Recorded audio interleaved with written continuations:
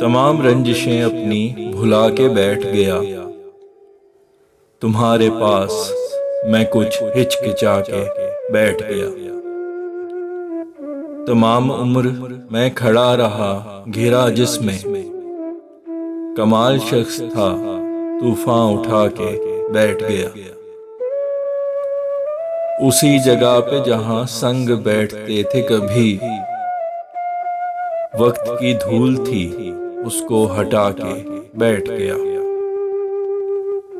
उसे मालूम था औसान खता कर देगा, जानते बूझते पर्दा गिरा के बैठ गया।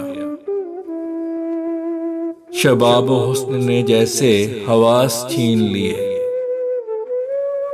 मैं उसके सामने यूं सटपटा के बैठ गया।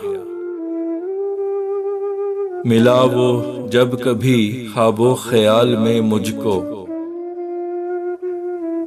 सामने उसको मैं अपने बिठा के बैठ गया। उसे देखा तो गिले भूल गया मैं सारे, लोग समझे कि मैं कुछ दे दिला के बैठ गया। शबे फुरकत की तीरगी में रोशनी के लिए, जब मुझे कुछ न मिला दिल जला के बैठ गया।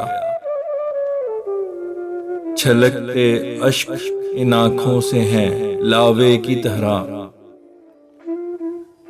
जैसे आतिश फिशां गम का दबा के बैठ गया। दिल का खाली हुआ है तख्ते हुक्मरानी जब, वो एक शख्स ही हर बार आके बैठ गया। खड़ा तो जब हुआ है शेर सुनाने फैसल, जो सोगवार थे सबको रुला के बैठ गया।